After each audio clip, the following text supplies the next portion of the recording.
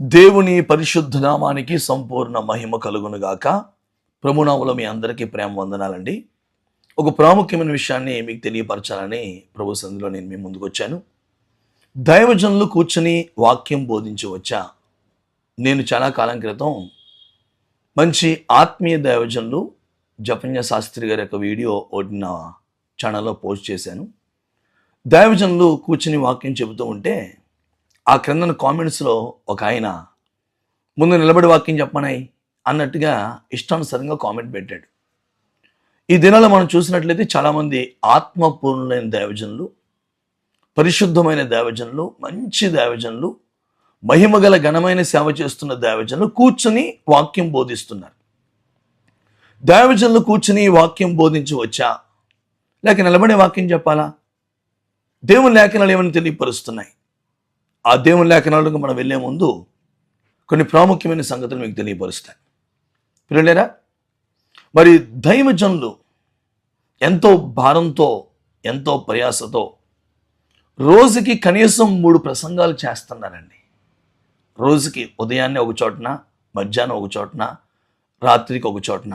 ఇలాగూ చాలామంది దైవజనులు రోజుకి 3 ప్రసంగాలు చేసే దైవజనులు ఉన్నారు.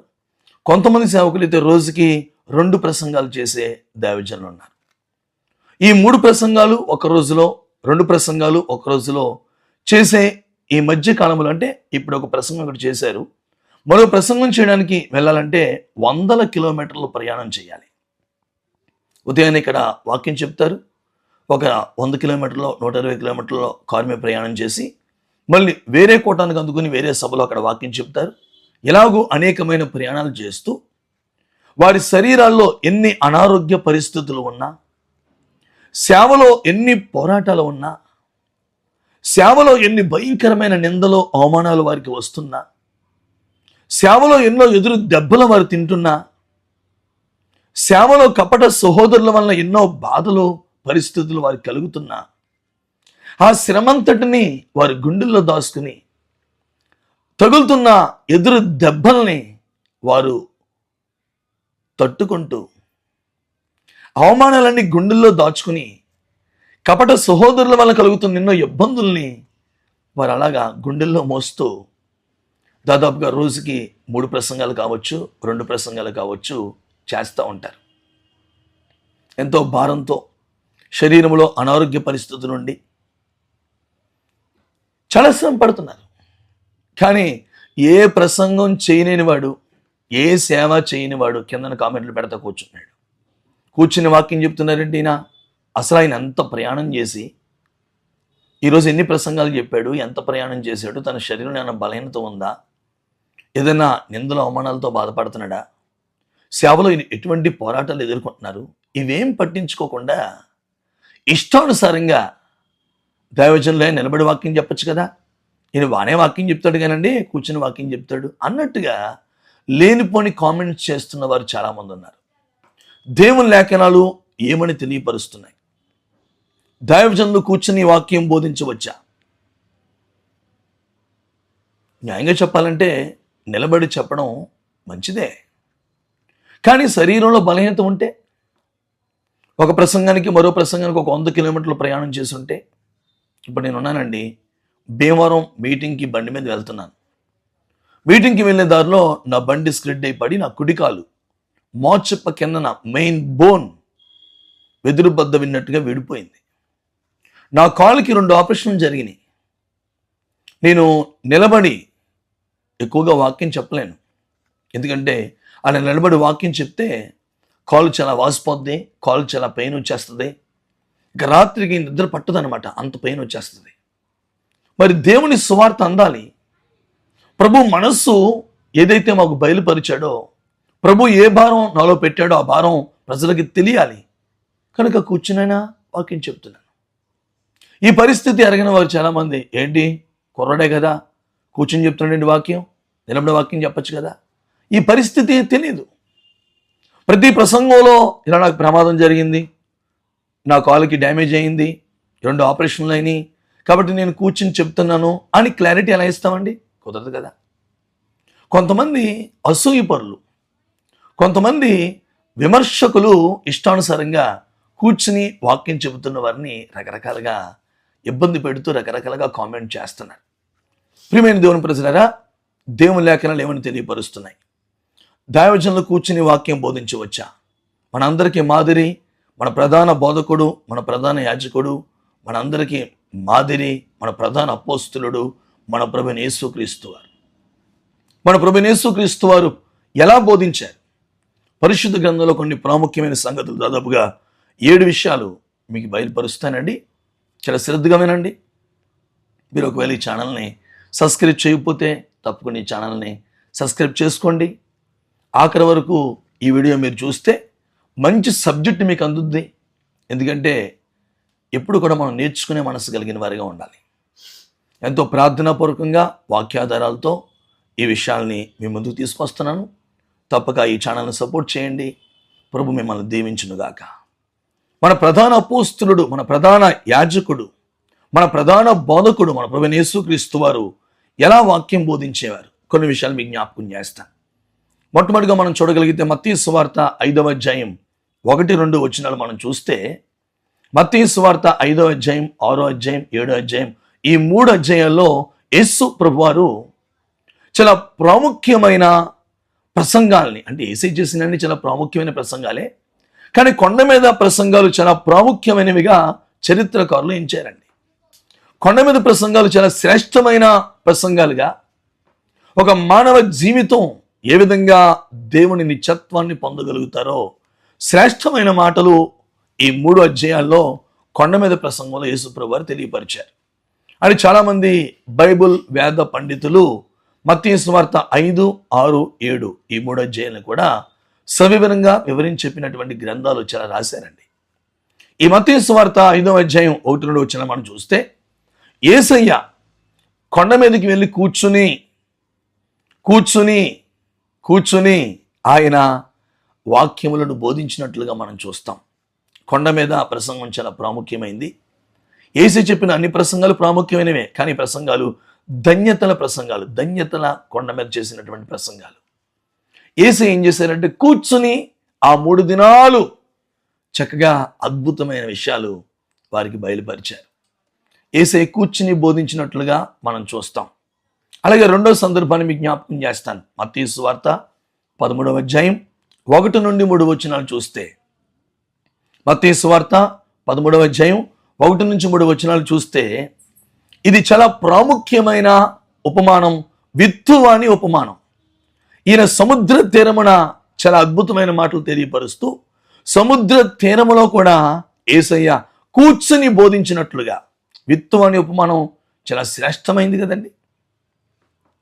ఇట్లాంటి అద్భుతమైన సత్యాన్ని యేసయ్య సముద్ర తీరమున కూర్చుని ఈ మాటలు లేక ఈ వాక్యాన్ని బోధించినట్లుగా మనం చూస్తాం. అలాగే మూడవదిగా ప్రియులారా, మత్తయి సువార్త 24వ అధ్యాయం 3వ వచనంలో ఒలీవల కొండ మీద రాకడను గురించిన అద్భుతమైన సత్యాలు, రాకడను గురించిన అద్భుతమైన విషయాలు, సర్వ ప్రపంచానికి సర్వలోకానికి రాకడ గురించి తెలియపరిచే అద్భుతమైన విషయాలు ఒలీవ కొండ మీద కూర్చుని బోధించాడండి యేసయ్య. ధన్యతల కొండ మీద ఏమో కూర్చునే బోధించారు, విత్తుమన ఉపమానాన్ని సముద్ర తీరమున కూర్చునే బోధించారు. ఒలీవల కొండ మీద రాకడను గురించిన అద్భుతమైన సత్యాలు, ఆ ప్రత్యక్షతలను యేసయ్య కూర్చునే బోధించారు. సాధారణంగా ఈ మాటలు వింటున్నప్పుడు కొండ మీద కూర్చున్నాడు, ఆయన సముద్ర తీరమున కూర్చున్నాడు, ఒలీవల కొండ మీద కూర్చున్నాడు, దేవాలయంలో ఎక్కడ కూర్చున్నట్టు ఎక్కడ కనబడదే అని కొంతమంది పిచ్చి ప్రశ్న చేస్తారు. కాబట్టి 4వదిగా మనం చూస్తే మత్తయి సువార్త 26వ అధ్యాయం 55వ వచనంలో మనం చూస్తే, యేసయ్య అంటాడు, పట్టుకోవడానికి వచ్చి ఆయన్ని పట్టుకునేటప్పుడు యేసయ్య అంటాడు, దేవాలయములో నేను కూర్చుని బోధించుచూ ఉండగా మీరు వచ్చి అప్పుడు నన్ను ఎందుకు పట్టుకోలేదు?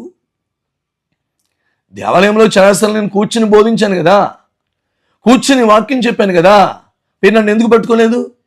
అలాగే యోహాను సువార్త 8వ అధ్యాయం 2వ వచనం మనం చూస్తే, యోహాను సువార్త 8వ అధ్యాయం 2వ వచనం మనం చూస్తే, దేవాలయంలో యేసుక్రీస్తు వారు కూర్చుని వాక్యాన్ని బోధించారు ఆ వచన ప్రకారంగా.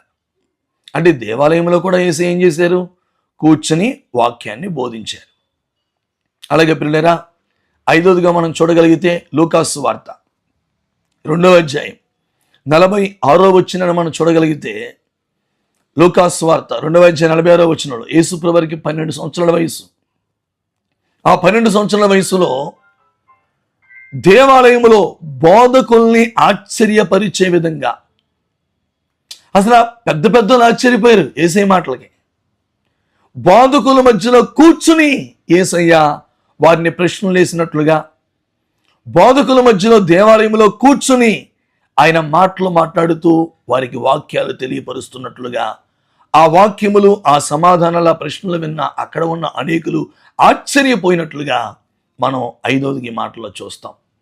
అలాగే ప్రియులారా, లూకాసు వార్త 5వ అధ్యాయం 3వ వచనంలో సీమోను ధోనిలో యేసయ్య కూర్చుండి బోధించాడు.